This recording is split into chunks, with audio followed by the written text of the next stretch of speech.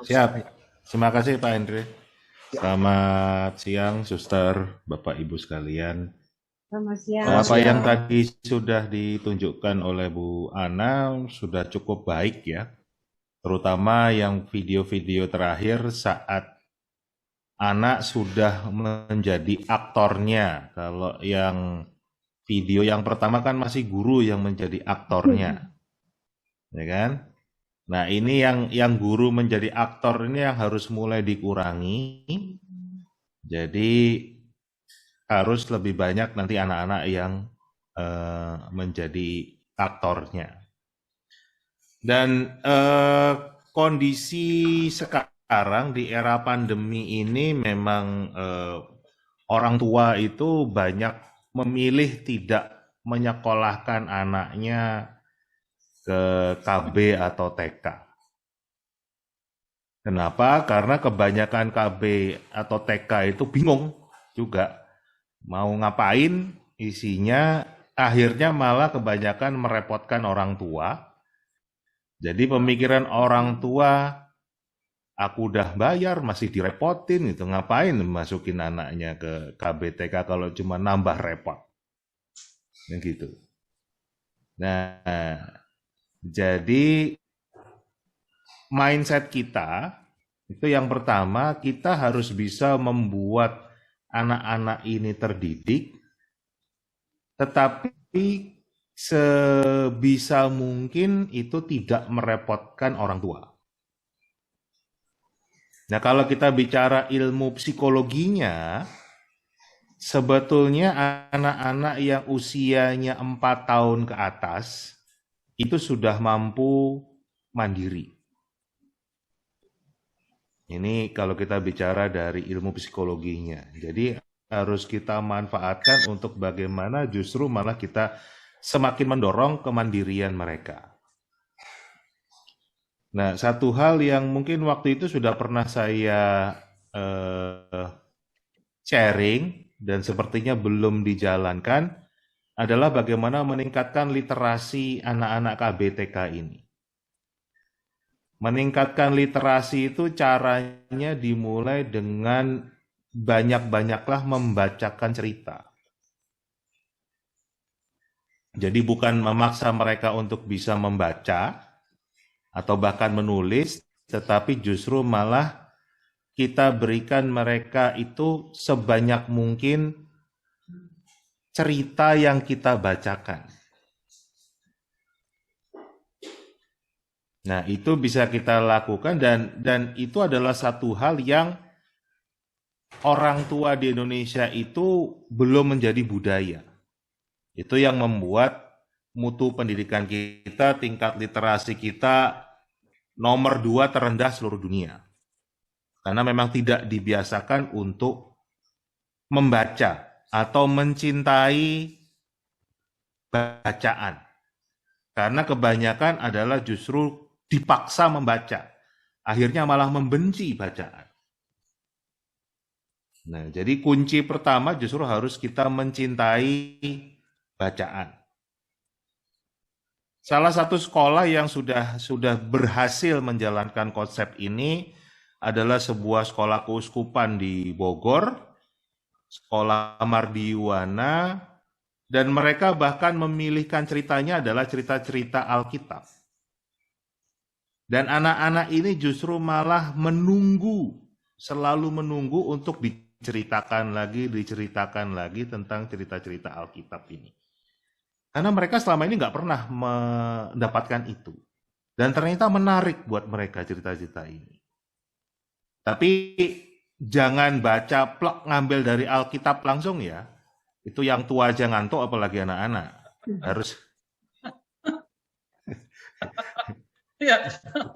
Harus yang sudah disadur dulu dikemas menjadi bahasanya anak-anak itu pendek-pendek, ya kan? Nah, tapi menarik kan gitu. Nah, nanti setelah mereka itu kita biasakan membacakan cerita, nanti kita bisa dorong mereka untuk membuat proyek. Proyeknya itu sederhana, bisa misalnya nih, katakanlah kita membacakan cerita tentang misalnya perjalanan Musa, ya kan, menyeberangi Laut Merah. Nah, nanti kalau mereka sudah terbiasa dengan cerita ini, kita bisa dorong mereka untuk membuat proyek. Proyeknya pun tidak kita buat satu kelas atau satu sekolah itu sama semua. Mereka bisa memilih. Contoh nih, kalau ada anak yang sukanya pidato, sukanya ngomong, ya kan? Mereka bisa menceritakan lagi tentang kisah Musa, ya kan? Dalam bahasanya mereka sendiri. Jadi mereka cerita, jadi kayak jadi YouTuber, kayak vlogger, tapi bahannya adalah cerita Musa. Tapi mungkin ada anak yang sukanya menggambar. Nah, kisah Musa tadi kita minta mereka buat dalam bentuk gambar. Yang sukanya bernyanyi, kita minta mereka menceritakan Musa dalam bentuk lagu misalnya. Atau puisi, atau tarian. Jadi bentuknya adalah sebuah karya di mana bukan guru-gurunya yang menjadi aktor, tetapi anak-anaknya. Dan terus terang kondisi ini itu bisa-bisa nanti memang bisa dijalankan tanpa bantuan orang tuanya. Mungkin awal saja. Tapi lama-lama mereka malah bisa nggak sabar nunggu orang tuanya. Mereka bisa melakukan sendiri. Anak sekarang bikin video sendiri gampang, tinggal pencet record kok. Udah jadi. Ya kan? Gambar juga udah tinggal pakai kertas. Ini mereka gambar sendiri kan. Nggak usah kita ajarin gambar, mereka bisa gambar sendiri kan. Nah, disitulah mereka kita berikan kesempatan untuk mengembangkan dirinya, dan ini ternyata bisa dilakukan menggunakan model jarak jauh. Nggak harus tatap muka, tetapi kompetensi itu akan muncul, karakternya juga terbangun, karena kalau kita misalnya tadi cerita tentang cerita-cerita Alkitab, itu kan penuh dengan pendidikan karakter. Ya kan? Itu semua isinya pendidikan karakter. Dan cara itu juga yang dilakukan oleh sang guru kan. Sang guru modelnya nggak pakai RPP, ya kan? Nggak ngasih soal, nggak ngasih ulangan, tapi dalam bentuk cerita. Nah, kenapa kita nggak melakukan dengan cara yang dilakukan oleh sang guru sendiri? Nah, ini salah satu cara yang bisa kita lakukan. Dan langkah yang tadi diambil oleh teman-teman di TK, Bu Ana dan teman-teman tadi sudah bagus mendorong adanya kolaborasi dengan orang tua dengan cara masak bareng. Nah, tolong yang ini diperluas, jadi jangan semua dipaksa memasak, ya kan? Karena nggak semuanya ini. Jadi kita mulai membiasakan itu jangan semuanya sama, jangan semuanya seragam. Tapi mereka punya pilihan sendiri. Nah, justru yang harus dikembangkan adalah bagaimana anak-anak ini punya tanggung jawab dengan tugas di rumah. Karena itu ada kajian akademisnya. Kajian akademisnya menunjukkan anak-anak yang dari kecil sudah terbiasa melakukan tugas rumah secara menjadi sebuah habitus, ya kan, secara kontinu, mereka akan punya tanggung jawab dalam kehidupan lebih besar. Mereka rata-rata akan punya karir yang jauh lebih baik. Itu ada kajian akademisnya. Nah, jadi justru dengan adanya pandemi ini, mereka banyak berada di rumah, pastikan nih sampaikan ke orang tua kalau mereka harus setiap hari harus punya pekerjaan atau tugas rumah yang mereka lakukan dan menjadi tanggung jawab mereka. Dan ini harus menjadi habitus, jangan sampai mereka malah merasa sebagai hukuman. kalau ini insidentil, mereka bisa merasa ini sebagai hukuman. Tapi justru dijadikan ini sebagai sebuah habitus. Dan ini yang bisa didokumentasikan oleh orang tua kan gitu. Memang tiap hari anakku nyapu kamarnya, tiap hari anakku nyiramin tanaman, tiap hari anakku apalah kan begitu.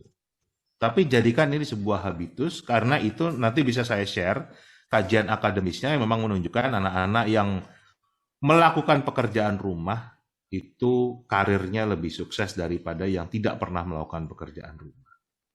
Jadi apa yang kita lakukan semua berdasarkan kajian akademis. Nah, mungkin dari saya itu untuk TK sudah arahnya sudah cukup bagus, sudah menuju ke project based learning. Cuma saya tadi menambahkan, tolong didorong untuk lebih banyak anak yang menjadi aktor. Jangan guru nggak usah jadi aktor lah kan. Kalau mau jadi YouTuber aja sekalian. Gitu. Nah, biar anak-anaknya yang berkarya, dan ini nanti bisa mencoba kalau ini kan belum pernah dicoba. Bagaimana justru anak itu bisa membuat proyek bersama. Nah, ini mungkin kita nggak kebayang karena kita nggak pernah merasakan hal itu. Anak-anak nggak pernah ketemu temannya, ya kan, secara fisik, tapi ternyata mereka bisa berkarya bersama. Nanti Anda kaget. Tapi itu bisa dilakukan. Mungkin itu dari saya, Pak Andri. Monggo kalau Bu Ana atau teman. Ya, sudah cukup baik apa yang dihasilkan, baik yang di kelas kecil maupun yang di kelas besar, ya, kelas bawah maupun kelas atas. Tapi mungkin sebelumnya saya akan sharing videonya Mendikbud kita menjelaskan tentang paradigma baru dalam pembelajaran. Saya yakin sudah ada yang mendengar, tapi untuk memastikan saya akan putarkan sekali lagi, jadi kita punya bayangan atau konsep yang sama dalam pembelajaran menggunakan paradigma baru ini.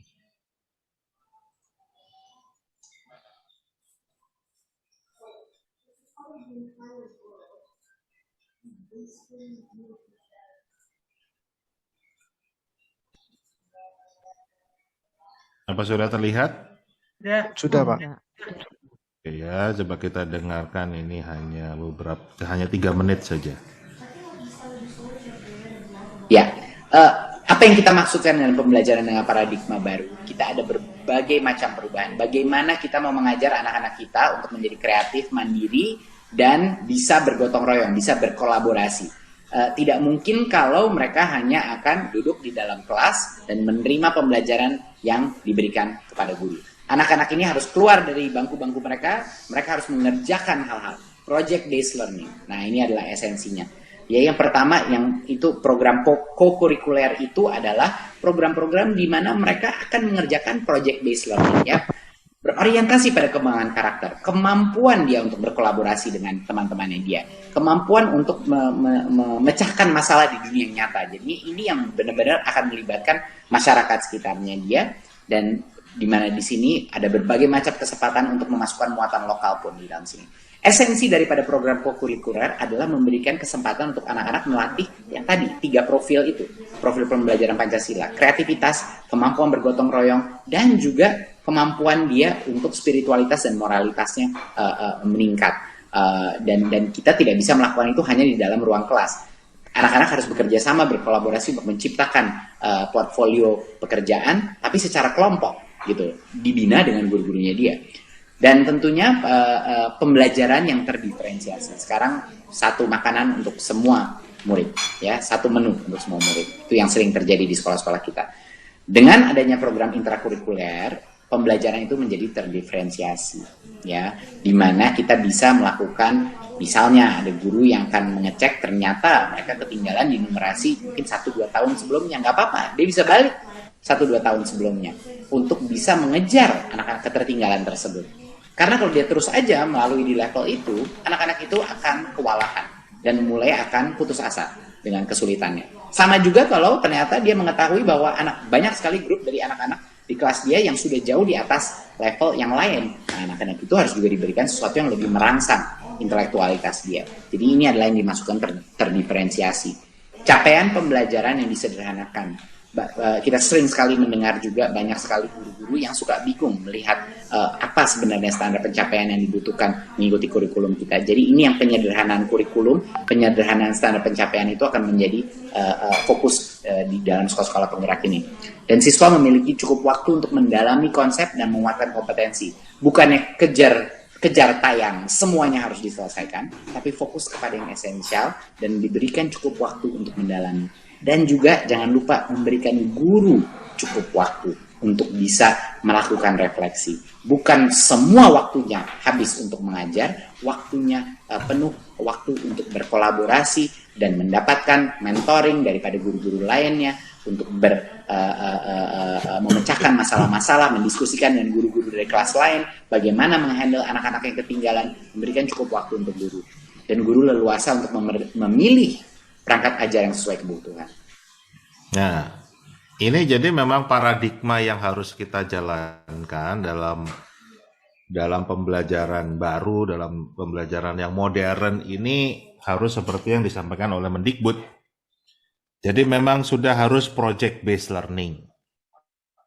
Tidak lagi guru ceramah, guru ngasih tahu anak-anak, fokusnya bukan ke konten. Jadi konten itu nggak penting, tapi justru malah karakternya, bagaimana mereka bisa berkolaborasi. Nah, jadi kalau tadi masih ada proyek yang individu, ini yang harus mulai ditinggalkan. Sebetulnya namanya proyek itu tidak ada proyek individu. Karena semua karya manusia itu pasti berkenaan dengan manusia lainnya. Jadi malah harus didorong betul-betul tidak ada lagi yang namanya karya individu. Semua karya harus karya bersama. Itu poin yang pertama. Poin yang kedua adalah programnya harus lintas mata pelajaran, harus tematik. Tadi video yang ditunjukkan, ini kalau saya tangkap ya, itu konsepnya tematik, judulnya, tapi kok isinya masih berdiri sendiri-sendiri ya? Gitu nggak yang saya tangkap? Atau gimana? Ana tadi ya, yang terakhir itu judulnya tematik, tapi kok saya ngeliatnya masih berdiri sendiri, belum tergabung menjadi satu pembelajaran yang memang tematik, yang memang sudah terlebur menjadi satu.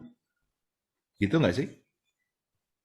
Jadi untuk saat ini memang masih seperti itu, Pak Indra. Jadi kedepannya memang kita berusaha untuk membuat yang gabung begitu. Tapi untuk yang kemarin memang masih seperti itu. Tapi waktu itu kita sampaikan supaya tetap berkesinambungan gitu, berhubungan antara IPA juga bahasa Indonesianya atau mungkin IPS-nya. Tetapi memang untuk proyek ini masih menunjukkan ini IPA, ini bahasa Indonesia, ini IPS, seperti itu Pak Indra. Nah, maksud saya dipandu seperti itu, atau memang sudah dipandu untuk semuanya gabung menjadi satu? Sebetulnya untuk panduannya kita menyampaikan, jadi seperti stimulusnya tadi dalam cerita awal itu kan dalam sebuah cerita, tapi di situ tidak nampak mana IPS-nya, mana IPA-nya, dan anak harus mencari. Nah, sebetulnya kita memintanya proyeknya itu juga seperti itu, digabungkan meskipun mereka masih menunjukkan ini, saya IPA, saya bahasa Indonesia, tetapi kami meminta bahwa proyek itu nanti berhubungan, nyambung begitu Pak Indra. Tapi memang saat ini anak-anak masih menyebutkan. Harusnya jangan hanya diminta Bu, tapi dipandu memang untuk, jadi gini, ini kelemahan dalam pembelajaran tematik di SD kita, itu banyak pendidik sendiri yang nggak paham konsep tematik itu seperti apa. Tematik itu betul-betul menggabungkan mata pelajaran menjadi satu konsep. Mungkin kalau saya boleh contohkan begini nih, ini mungkin yang gampang ya, tapi saya ngambil contoh pelajaran SMA. Jadi biar lebih gampang untuk memahaminya ya. Saya akan share screen. Apakah terlihat? Lihat. Ya, Pak. Nah, ini SMA. Ini menggabungkan, jadi malah kalau SMA itu kan belum tematik sebetulnya, ya kan, di kurikulumnya walaupun di standar prosesnya harusnya tematik, tetapi dalam dokumennya masih belum. Nah, ini misalnya mereka menggabungkan 4 mata pelajaran aja yang gampang. Menggabungkan antara biologi, PPKN, bahasa Indonesia, dan matematika. Contoh, biologi KD yang diambil 3.5 dan 4.5. Bicara tentang bakteri. PPKN 3.4, 4.4. Bicara tentang hubungan pemerintah pusat dan pemerintah daerah. Bahasa Indonesianya 3.2, 4.2. Menganalisis isi dan aspek kebahasaan dari minimal 2 teks laporan hasil observasi. Mapel matematika KD 31 dan 41 menginterpretasi persamaan dan persamaan nilai mutlak dari bentuk linear satu variabel dengan persamaan linear aljabar lainnya. Ini kan selama ini cara ngajarnya ya sebelum dengan paradigma baru, guru biologi ceramah ya kan tentang bakteri itu apa kan gitu. Kemudian ngasih PR atau ngasih ulangan ya kan untuk menentukan nilainya. Sama dengan guru PPKN juga ngajar tentang kalau pemerintah pusat tuh tugasnya ini, pemerintah daerah tuh tugasnya ini menurut UUD 45. Nanti kasih soal, kasih ulangan, bahasa Indonesia gitu, matematika juga begitu. Dalam paradigma baru, 4 ini harus tergabung menjadi satu. Nah, makanya di sini mereka proyeknya yang kalau tadi Mendikbud kan mengatakan, ini jangan satu makanan untuk semua. Tapi sesuaikan dengan bakat dan talenta mereka. Mereka sukanya apa ini. Jadi seperti di dalam sekolah ini kebetulan ini SMA PL, Pangudi Luhur, Buder FIC. Mereka boleh milih mau cash, mau blog, mau komik digital, mau film pendek, mau vlog, mau aplikasi bisa. Nah untuk menggabungkan 4 mapel 4 KD berbeda tadi dibungkus dalam satu tema. Temanya jika Indonesia terserang pandemi yang disebabkan oleh bakteri. Nah kita bisa lihat kan, temanya dibuat seperti ini, dapat nggak tadi KD biologi tentang bakteri? Dapat. Ya kan, karena pasti untuk membuat sebuah karya tentang bagaimana jika Indonesia terserang pandemi yang disebabkan oleh bakteri, mereka harus belajar tentang bakteri. Apakah mereka harus belajar tentang hubungan antara pemerintah pusat dan pemerintah daerah? Otomatis harus belajar karena menghadapi pandemi seperti sekarang, pandemi virus, corona, harus ada kolaborasi antara pemerintah pusat dan pemerintah daerah. Apakah tadi KD Bahasa Indonesianya menganalisis teks hasil observasi? Jelas bisa, karena nanti akan ada teks-teks hasil observasi tentang pandemi yang disebabkan atau bakteri misalnya, tentang pandemi apa, bakteri itu apa. Matematika juga begitu. Nah, nanti kita lihat nih, hasilnya seperti apa. Nah, ini contoh hasil yang sudah dibuat, ini bentuknya podcast.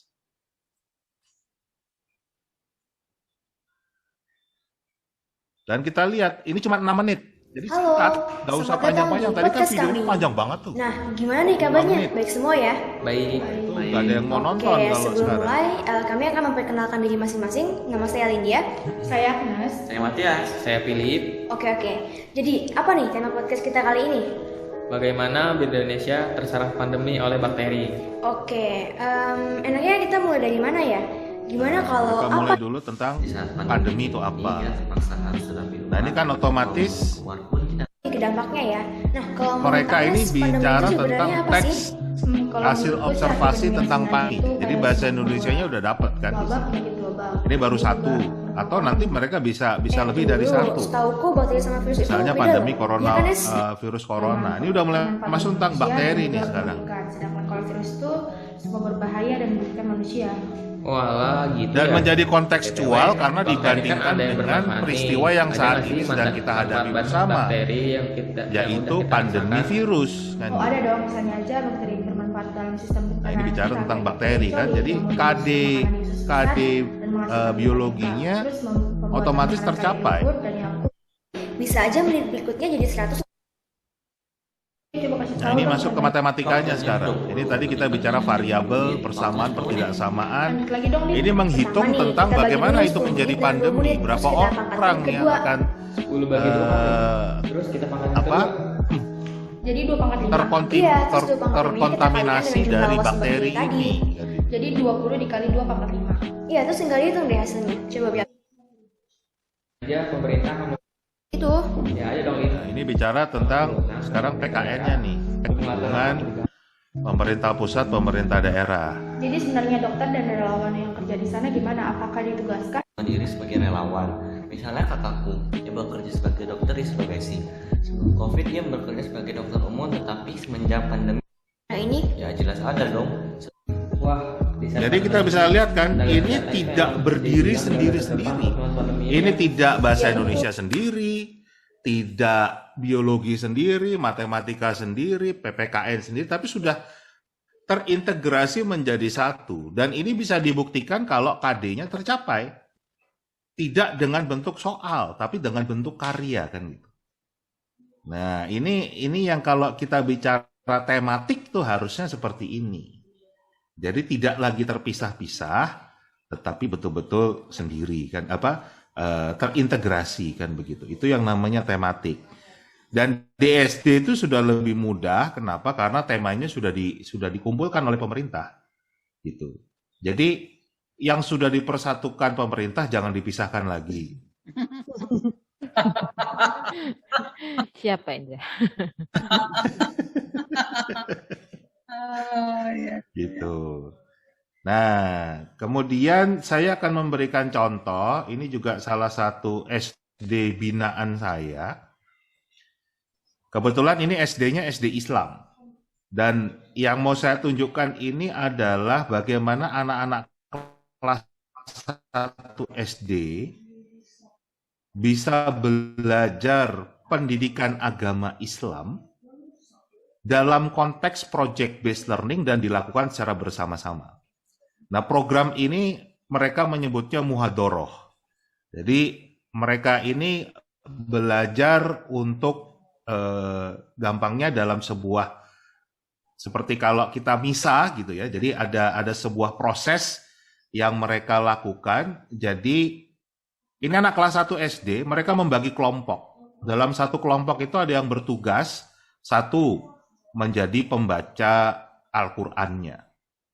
Jadi otomatis mereka belajar bahasa Arab, bisa melafalkan bacaan dari Al-Qur'an. Kemudian ada yang menjadi imamnya, artinya menjadi pemimpin sholatnya. Jadi mereka juga otomatis belajar sholatnya kan gitu. Kemudian nanti ada yang menjadi ustadznya, yang khotbah kan gitu. Dan ini tidak diajarin oleh gurunya hanya menjadi fasilitator dan kita akan lihat, ini kelas 1 SD. Sangat menarik sekali ya. Kita akan lihat bagaimana proses mereka melakukan ini. Apakah sudah terlihat?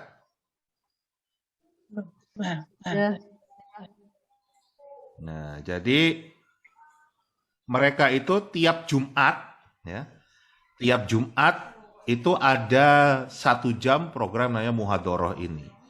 Dan guru itu hanya memberikan pembagian tugas. Dan anak-anak ini yang ngatur jadwal untuk latihan sendiri, ya kan, mengembangkan sendiri. Jadi ada anak ini yang jadi imam. Nah ini kan, jadi dia itu yang mimpin sholatnya. Ini berada di rumah masing-masing ya, mereka latihannya juga di rumah masing-masing, tapi bisa menjadi sebuah kesatuan. Ada yang baca doanya, ya kan?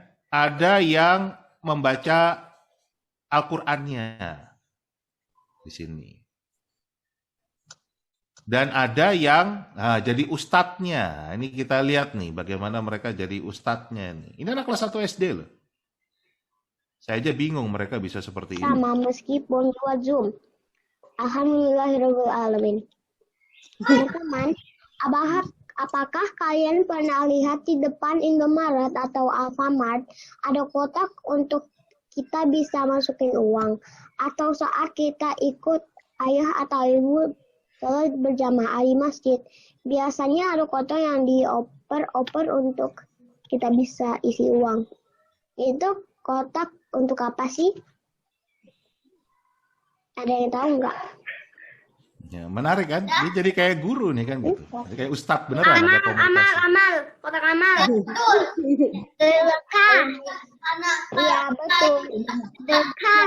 Betul. Itu namanya kotak sedekah, teman-teman. Nah, ada yang tahu nggak artinya sedekah itu apa? Sedekah itu artinya memberikan sesuatu kepada orang lain secara ikhlas. Kita bisa bersedekah dengan Nah ini contohnya kan gitu. Menarik kan? Iya. Kelas 1 SD. Gitu. Jadi posisi guru dengan paradigma baru ini bukan lagi menjadi pemberi informasi, bukan yang nyuapin, tapi malah mengarahkan. Mereka itu ternyata bisa banyak sekali berbuat, ya kan? Mereka bisa menjadi aktor yang saat ini harus kita berikan kesempatan itu. Apalagi dengan pandemi ini kita punya banyak waktu untuk mengarah ke sana sehingga anak-anak tuh betul-betul bisa mengembangkan dirinya sendiri. Kita harus mulai meninggalkan paradigma lama kalau guru itu adalah sumber informasi. Nah, itu yang bisa dikembangkan. Kemudian yang catatan saya lagi tadi adalah kalau kita menggunakan YouTube, jadi kalau kita menggunakan media sosial, jangan menggunakan media sosial siswa, tetapi harus menggunakan media sosial sekolah kalau mau menggunakan media sosial. Nah, kita itu kan sudah menggunakan Microsoft 365. Kita juga punya pilihan yang namanya Microsoft Stream. Jadi YouTube-nya Microsoft. Bedanya kalau Microsoft Stream itu hanya yang punya akun saja yang bisa akses. Nah, untuk anak-anak TK, SD ini perlu diperhatikan karena usia mereka masih sangat muda. Mereka itu belum tentu juga diizinkan orang tuanya, belum tentu juga mereka sudah bisa kita lepas untuk terjun di lautan internet yang bebas. Mungkin bisa diawali dengan menggunakan stream dulu daripada menggunakan YouTube. Terutama anak-anak yang masih kelas kecil ya, kan gitu. Tapi kalau anak-anak sudah kelas 3 ke atas, nah ini saya mau tunjukkan nih, ini dibuat oleh anak kelas 3 SD, ya kan? Dibuat oleh anak kelas 3 SD yang sama sekali nggak diajarin cara bikinnya gimana, materinya gimana. Jadi ini memang kemauan sendiri. Ini kemauan anaknya sendiri karena anaknya memang punya cita-cita mau jadi YouTuber. Ini kelas 3 SD nih. Saya tunjukkan ya.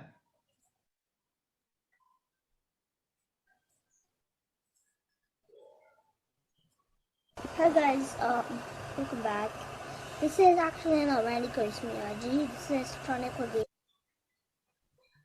Gamers channel. So I'm describing myself today as Randy, and that's my real name. And yep, I changed my channel to Randy Koismiyaji to Chronicle Gamers. If you don't know that, I only have 7 subscribers. as 7 subscribers. Other than that, I have like how many likes, but I think I have some dislike. I think a lot, but I hope you comment videos of mine so I can do some other challenges. Ini contoh yang dibuat oleh anak sendiri, ya kan? Anak sekarang tentunya beda dengan generasi kita dulu. Jadi jangan bayangkan anak-anak sekarang itu seperti kita dulu. Mereka itu sekarang bisa main tanpa ketemu teman-temannya. Nah, tinggal kita memberikan kesempatan aja. Mungkin itu, Pak Andre, dari saya. Terima kasih. Sama sih seperti yang tadi sudah saya sampaikan. Sepertinya di SMP masih belum menjalankan paradigma baru pembelajaran. Ya kan? Jadi masih kalau kesan yang saya ambil itu masih paradigma lama dengan teknologi baru. Karena tadi kan masih guru ngajar, bahkan masih pakai jadwal pelajaran.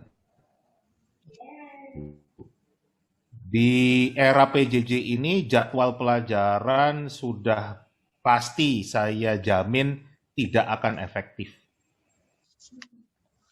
Karena 10 menit aja anak dengerin, suruh ngumpul bareng semuanya sinkronis, udah pasti nggak akan efektif. Jadi yang paling pas justru malah tidak ada jadwal pelajaran, tetapi mereka itu bertemunya tadi sesuai dengan kebutuhan. Jadi sinkronisnya sesuai dengan kebutuhan, tidak dijadwalkan secara khusus. Itu yang pertama. Dan PJBL itu sekali lagi yang namanya PJBL itu harus kelompok. Tidak bisa individu. Kalau individu namanya bukan PJBL. Project based learning itu harus kelompok. Dan saya barusan tunjukkan di chat, itu contoh SMP yang sudah jadi di Jawa Tengah, SMP Regina Paci Solo, itu sudah bertransformasi, jadi mereka sudah nggak ada jadwal pelajaran lagi, mapelnya sudah terintegrasi, beberapa mapel bisa menjadi sebuah proyek, dan itu memang kreativitas guru dibutuhkan untuk tadi. Kalau kita bicara anak-anak kita minta untuk bisa berkolaborasi, gurunya bisa kolaborasi nggak? Jangan-jangan problem utamanya gurunya sendiri sulit untuk berkolaborasi. Nah, biasanya transformasi ini juga dimulai dari sana. Ya kan? Selama ini ngajarnya sendiri-sendiri, masing-masing. Matematika ya matematika, dengan caranya sendiri, cara nilainya sendiri. Sekarang bisa nggak guru matematika berkolaborasi dengan guru PKN, dengan guru bahasa Inggris, dengan guru biologi, dengan guru lainnya untuk bisa membuat pelajaran secara bersama? Itu nggak mudah loh. Ya. Tapi justru disitulah kuncinya, ya kan?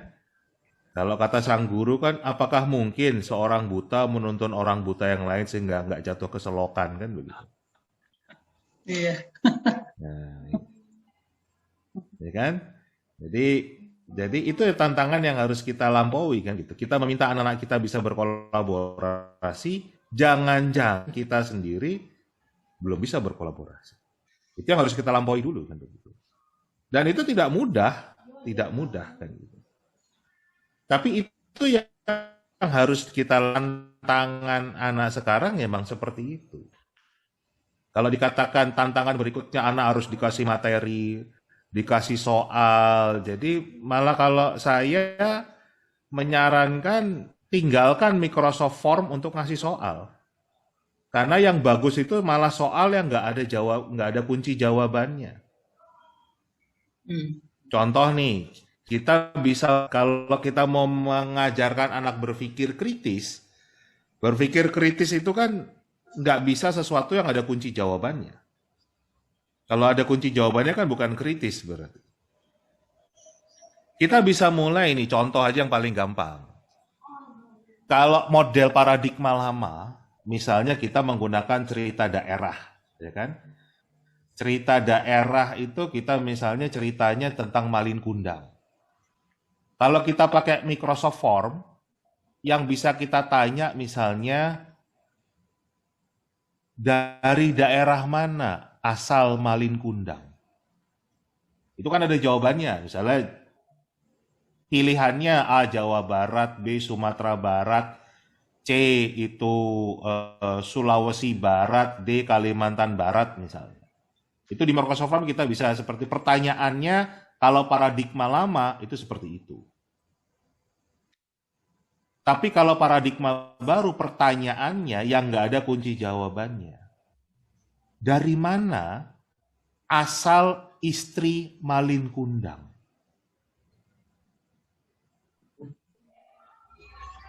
Nggak ada jawabannya kan? Dan itu jawabannya bisa macam-macam. Orang mau bilang dari Jawa Tengah, dari Semarang, ya benar. Ya kan? Mau bilang dari Papua, ya benar. Mau bilang dari Bali, ya benar juga kan? Karena itu tergantung imajinasi mereka. Dan dari situ nanti kita bisa kearahkan ke banyak hal. Misalnya kita bicara geografi. Di mana letak antara Sumatera Barat dan tadi Jawa Tengah kalau istrinya dari Jawa Tengah? Bagaimana dengan kalau istrinya dari Bali? Kita bisa langsung masuk lagi, budayanya seperti apa? Perbedaan antara budaya Sumatera Barat dan Bali. Misalnya begitu. Jaraknya berapa lama? Sekarang digabungkan, kalau misalnya kecepatan kapalnya si Malin Kundang itu 30 meter per jam, misalnya 30 kilometer per jam, untuk bisa jemput istrinya yang di Bali, dia butuh berapa hari, berapa bulan. Ya kan? Itu adalah bentuk-bentuk bagaimana mendorong berpikir kritis. Sesuatu yang tidak ada kunci jawabannya mengembangkan kreativitas mereka. Nah, juga tolong PJBL-nya itu mulai didorong produknya lebih banyak produk digital dibanding produk fisikal. Karena akan lebih sulit lagi dengan kondisi sekarang harus PJJ, membuat produk yang fisikal itu lebih sulit, ya harus beli, harus ini. Sedangkan kalau produk digital mereka bisa dari rumahnya masing-masing. Mungkin itu dulu catatan dari saya sih, sisanya kan sama dengan yang seperti SD tadi. Kita harus mengubah mindset-nya, memang harus tidak lagi model seperti dulu. Anak itu nggak usah dijelasin lagi. Kenapa? Karena semua informasi ada kok, tinggal Google aja ada kok, mau bahan ajarnya apa, mata pelajarannya apa, ada semua. Tapi justru kita arahkan dipakainya seperti apa. Kita mengarahkan ini. Nah, satu hal yang juga bagus tadi, sudah mulai ada jurnal.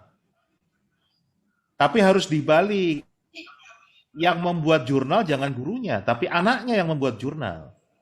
Nah, kalau anak membuat jurnal, ini yang tadi saya katakan tidak perlu lagi adanya jadwal pelajaran.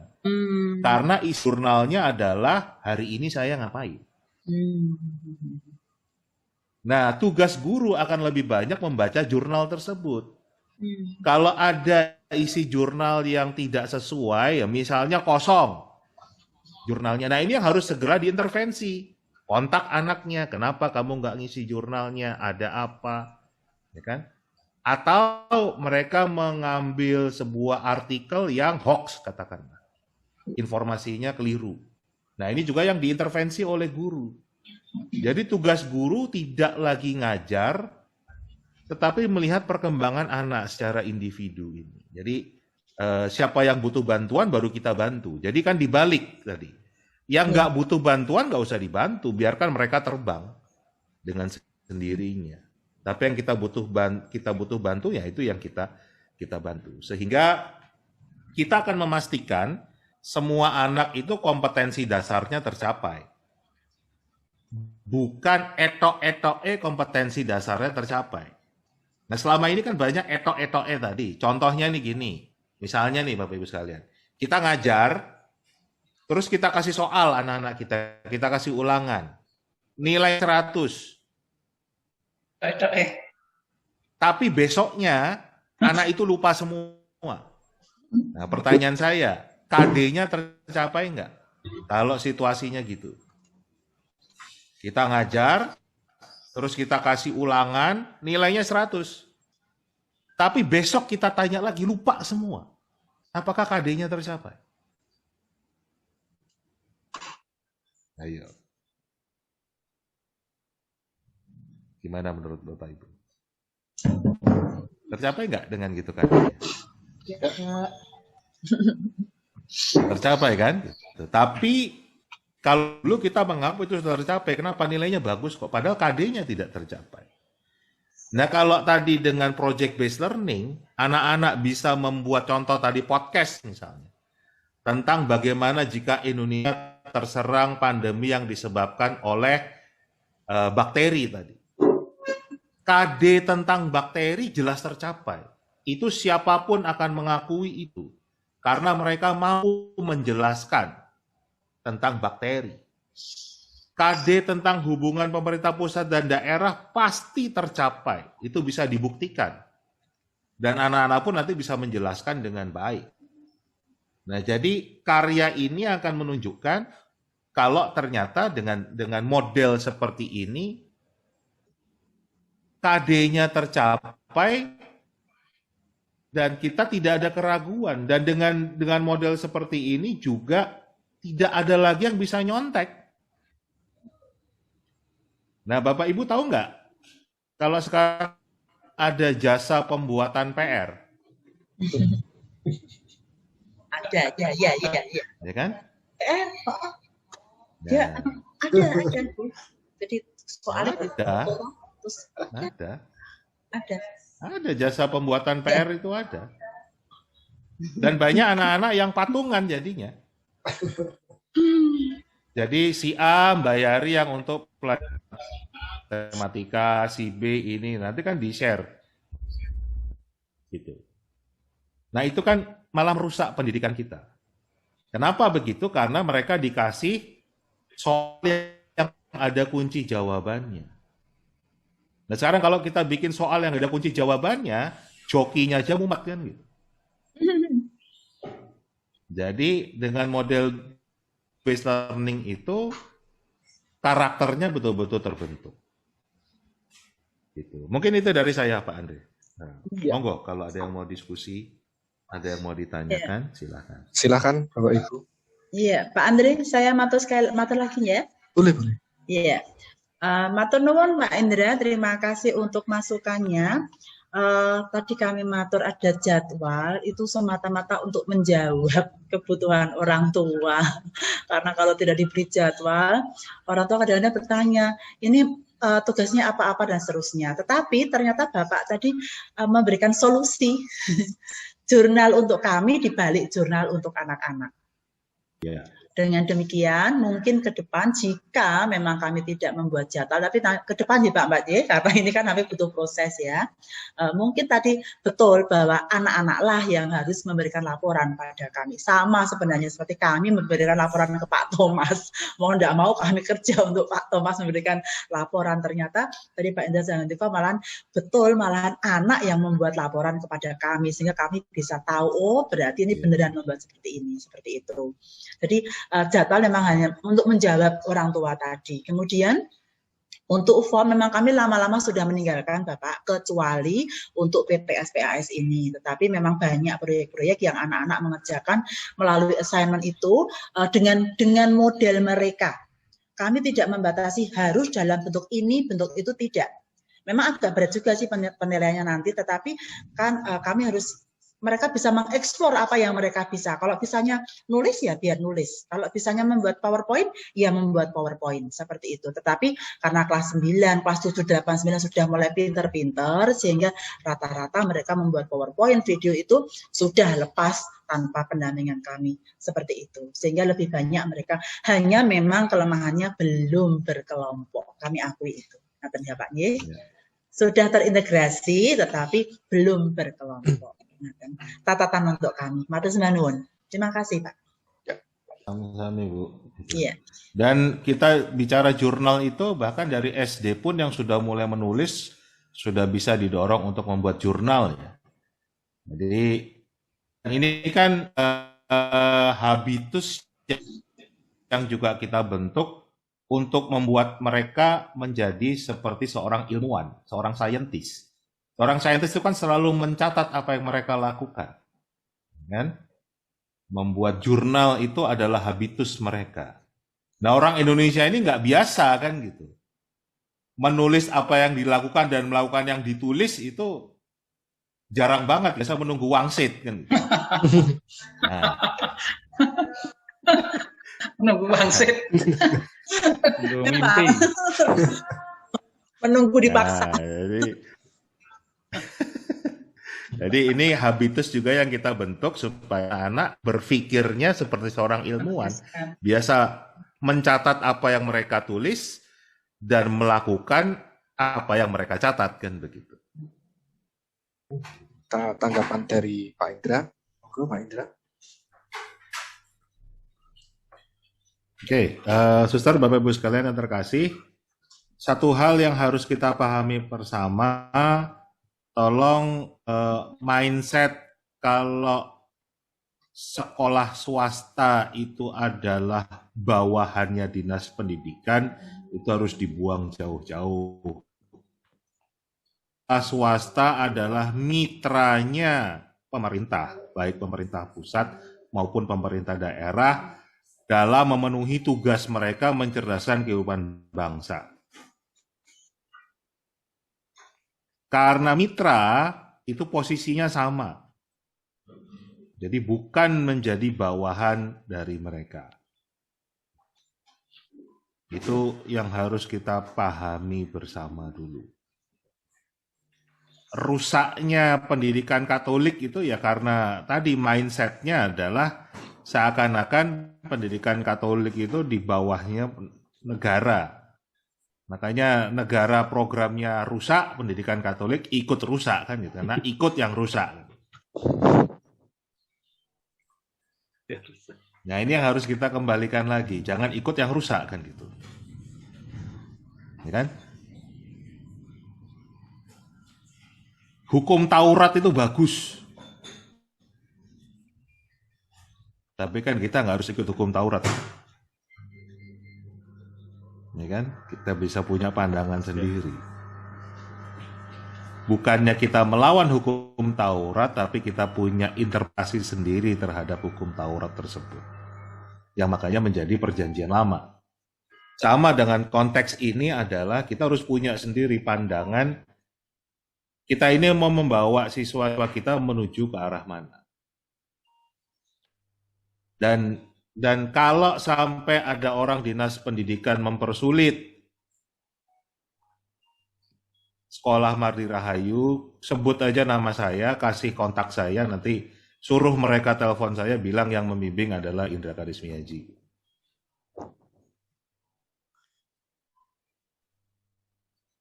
Pak Indra mintanya kita berbuat ini kan. Kalau nggak ini ya monggo silakan dikontak langsung. Kalau nggak nanti saya yang telepon kepala dinasnya langsung. Kalau perlu bupatinya.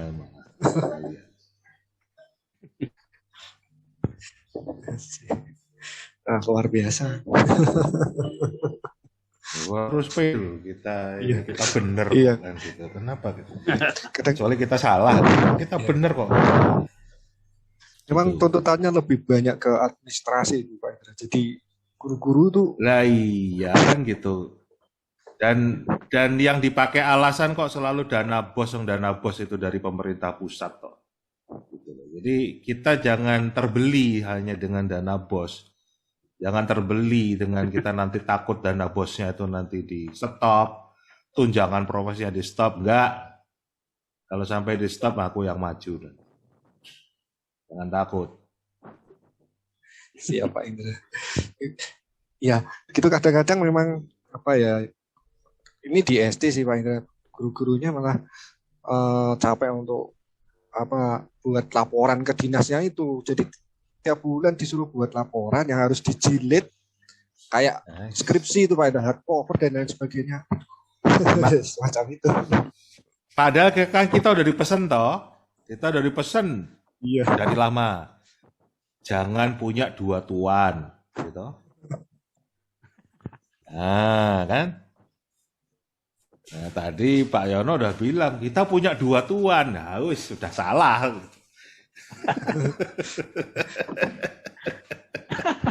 Jadi kalau nggak nurut itu kepala sekolah nanti dibully Pak di korwil itu. Mardirayu nggak mau nggak gini. Wah, kepala sekolahnya dimarahin Pak. Nah, ya makanya tadi saya bilang kalau sampai dipersulit, ben aku yang maju. Kasih aja nama saya, kasih aja kontak saya. Iya, gitu. Nggak perlu takut lah, kita benar, kecuali kita salah kan gitu. Apa yang saya lakukan ini kan semua sesuai koridor, bahkan yang saya sampaikan tadi semua kan sesuai dengan arahan Mendikbud kan tadi. Ya.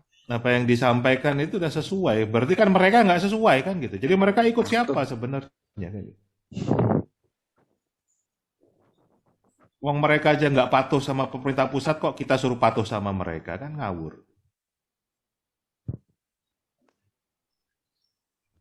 Ya kan? Itu satu poinnya yang harus kita jangan takut. Kalau kita yakin dengan apa yang kita lakukan, gitu, kita jangan takut. Kan? Kalau masalah kita akan dibully, kalau masalah kita akan dihujat, kita akan dikucilkan, iya kan kita juga udah dipesan toh. Siapa yang mau ikut aku harus menyangkal diri dan memanggul salib kan gitu. Salib. Iya. Kita kan nggak dipesan yang ikut aku tak kasih 72 bidadari kan nggak ada yang ngomong gitu toh. Nah, kan pesannya udah beda kan gitu. Jadi kalau ikut sang guru itu ya harus siap disalib kan gitu. Nah kalau salibnya itu kita dibully, kita dilecehkan, dihujat sama dinas pendidikan, sama korwil atau siapapun, ya itu salib kita. Nggak apa-apa, kita berbuat ini kan untuk anak-anak kita. Gitu. Itu yang harus kita yakini. Ya. Kemudian tadi ya termasuk kalau kita bicara dinas pendidikan bikin soal HOTS, apa sih definisi soal HOTS itu? Kalau mereka mau mendebat tentang soal HOTS, kalau mereka mengatakan yang mereka buat itu adalah HOTS, semakin hot soalnya adalah soal yang nggak ada kunci jawabannya. Karena tadi kan udah dikatakan yang paling tinggi itu adalah C6 mencipta toh. Ya. Mencipta sesuatu tuh ada kunci jawabannya nggak? Ada. Ya, berarti ya. Kalau ada kunci jawabannya bukan mencipta tapi mengcopy itu berarti. Ya. Nah, berarti soal yang paling hot adalah soal-soal yang tidak ada kunci jawabannya. Nah, jadi kalau sekolah ini mau menjalankan yang namanya pembelajaran dengan paradigma baru, ya kita kalau membuat soal, ya soal-soal yang tidak ada kunci jawabannya. Project based learning itu adalah satu hal yang tidak ada kunci jawabannya. Contoh saya tadi, ya kan, di SMA PL tadi. Ada nggak kunci jawaban bagaimana jika Indonesia terserang pandemi disebabkan oleh bakteri? Ada jawabannya nggak? Ada. Ada kuncinya nggak? Nggak ada. Tapi dengan cara itu KD-nya tercapai semua. Nah jadi Bapak Ibu sekalian, suster sudah harus mulai meninggalkan model-model soal yang ada kunci jawabannya. Jadinya dengan otomatis hilanglah tugas Anda ngoreksi. Kalau bisa dikoreksi berarti ada kunci jawabannya. Ya kan? Gimana caranya kita mengkoreksi sesuatu yang nggak ada kunci jawabannya? Kan bukan mengkoreksi.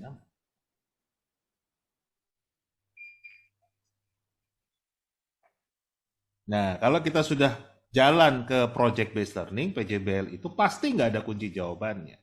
Jadi, kalau kita mau menilai siswa nanti bukan menilai produknya, tapi nilailah ketercapaian KD-nya.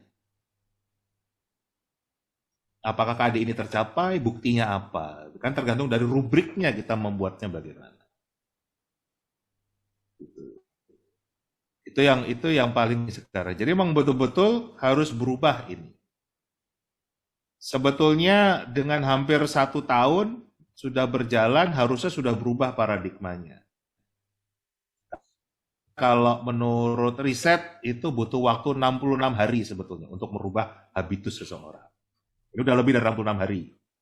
66 hari. Jadi harusnya bisa lebih cepat lagi.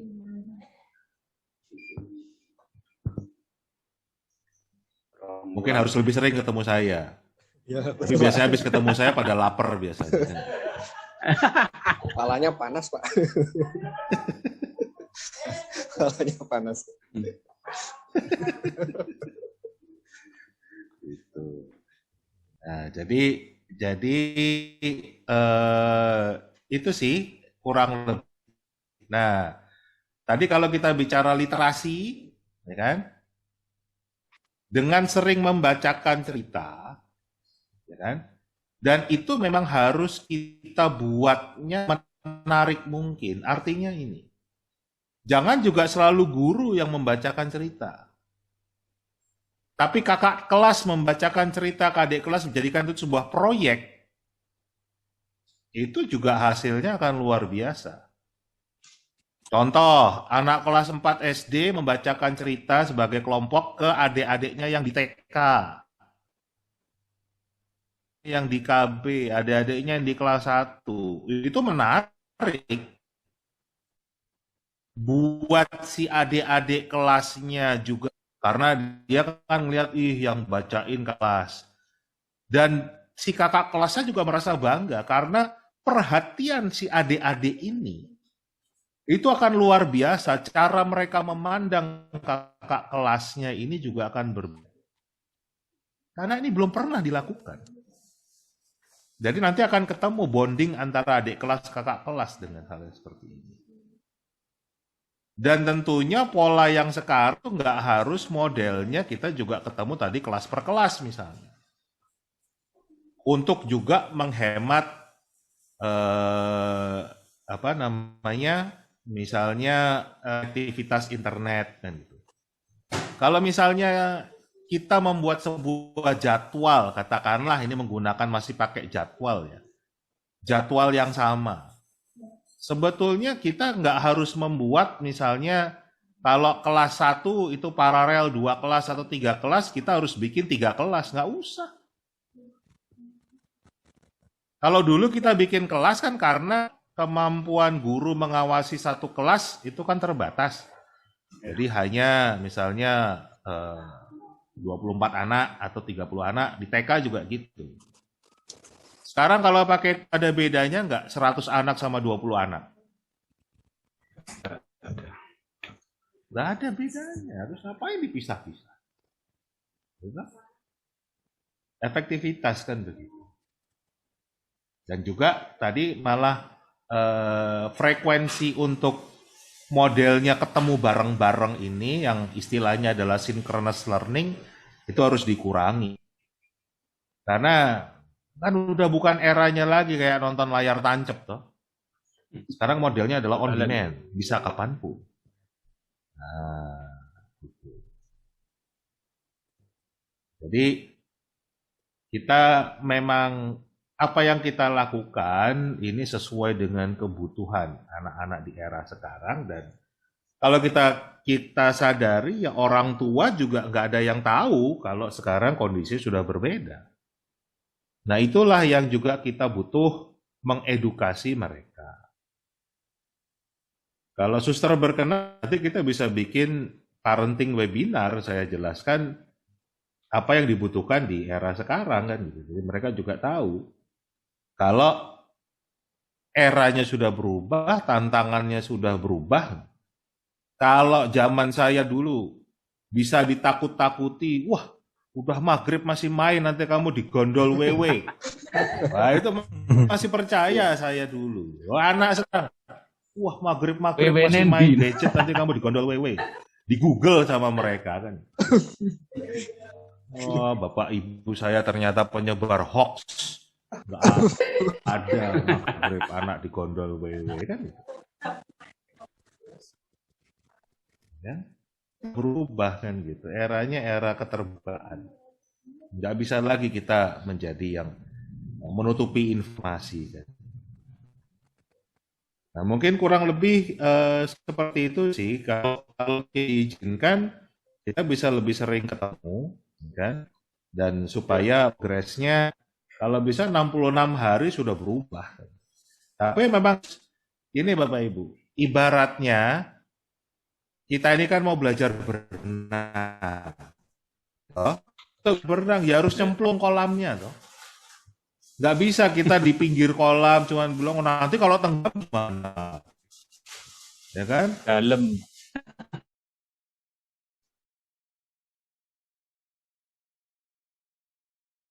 Nah.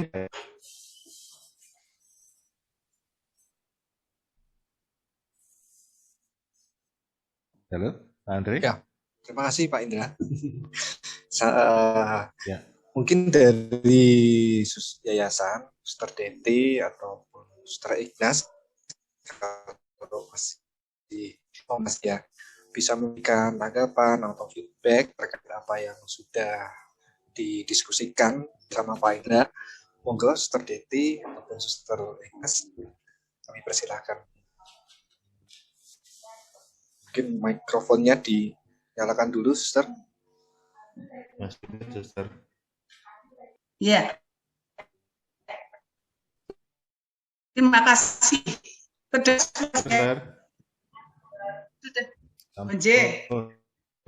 Sampun.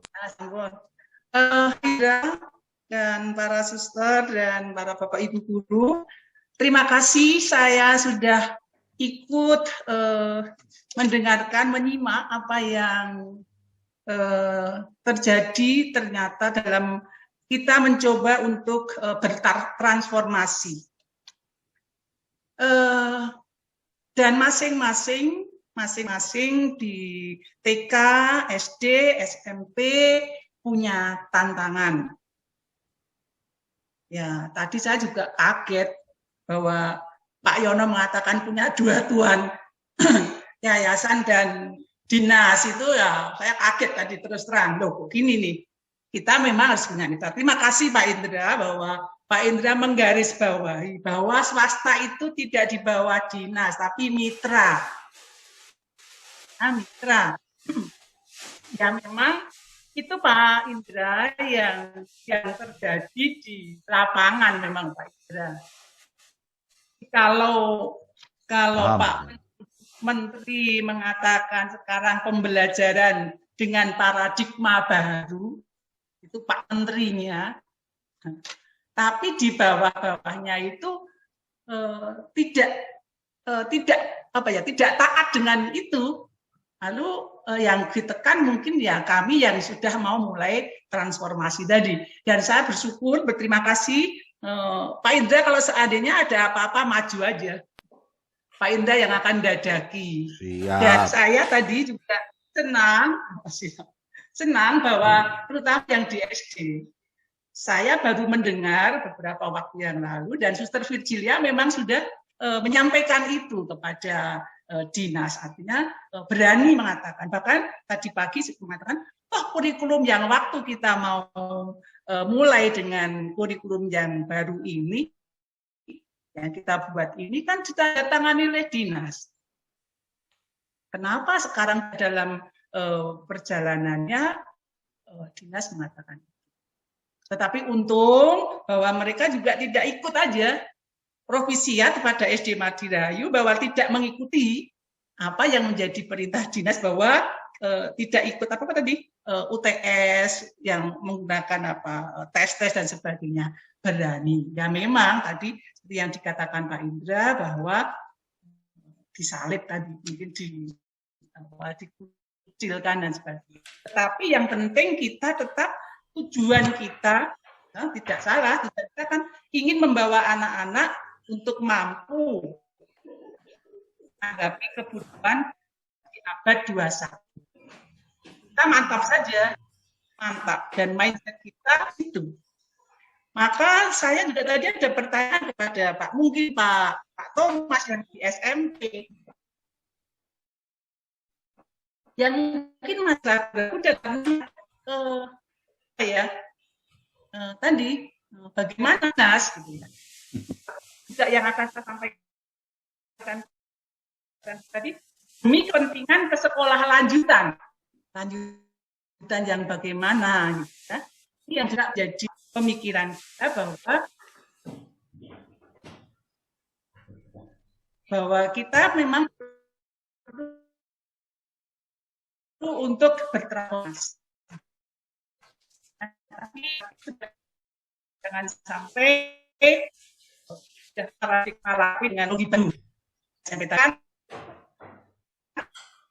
tadi jurnal juga sempat disinggung oleh Pak Indra, dan sekarang jurnalnya dibalik gitu kan, tadi ada yang bagus dari SBT. Maka saya sebagai yang menjadi pengurus di sini, karena kita mau sekali lagi memantapkan apa yang telah kita buat, bahwa apa yang kita buat ini tidak salah dan tidak keluar dari apa yang disampaikan oleh Mendikbud. Maka saya sangat berterima kasih kepada Pak Indra tadi meyakinkan kepada kami semua, biar kami semua tidak ragu-ragu. Kalau ada apa-apa dengan apa yang kita buat selama ini, itu aja sampaikan. Bahwa pembelajaran dengan paradigma baru itu memang dari menteri kita. Dan kita mencoba untuk itu. Dengan demikian juga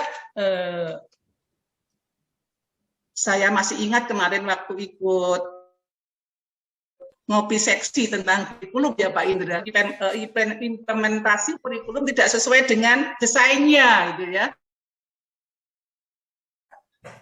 Saatnya dengan bawah itu Pak Indra mengatakan loh sudah tahu ya, tahu. Jadi sesuatu itu yang mungkin dari pusat tidak bisa langsung dimengerti oleh yang bawah. Maka saya katakan kalau ada apa-apa dengan dinas bisa menyampaikan ke saya pasti akan menyampaikan juga ke Pak Indra gitu ya, seandainya soal ini. Tapi bahwa kita semua pada waktu mau menyampaikan kurikulum yang akan kita buat selama masa pandemi ini, toh waktu itu juga sudah kita sampaikan kepada dinas. Itu saja, maka sekali lagi terima kasih Pak Indra. Kami tetap akan satu fokus kita membawa anak-anak untuk bisa mampu dengan kebutuhan siswa di abad 21 ini. Itu yang mesti kita menjadi fokus kita. Karena ini anak-anak yang akan hidup di abad 21. Tentu saja banyak tantangannya. Maka terima kasih, dan Pak Indra juga menawarkan harus ketemu Pak Indra kerap-kerap gitu ya. Padahal Pak Indra sudah sibuk sekali, tapi itu saya senang. Walaupun tadi tambah lapar atau apa tadi Pak? Panas suster kepalanya. Ya, ya, satu. Lalu tadi Pak Indra juga sudah menawarkan atau memberikan, kalau perlu kita memang bisa mengedukasi orang tua. Yaitu waktu saya mendengarkan di Bogor itu, bahwa di Bogor itu hebat sekali, dari uskupnya sampai promo yang dikeluarkan juga berperhatian itu. Lalu Pak Indra, saya mengatakan ini bisa di Madirayu, Pak Indra sudah langsung menyiapkan, menawarkan untuk itu. Maka mungkin nanti akan kami bicarakan bagaimana kita mengedukasi ke orang tua dengan Pak Indra yang menjadi pembicara untuk bisa ada kesamaan mindset untuk mendidik anak-anak kita. Demikian, terima kasih atas perhatian dan jerih payah serta kesetiaan panjenengan semua untuk bersama-sama dengan Pak Indra sampai selesai.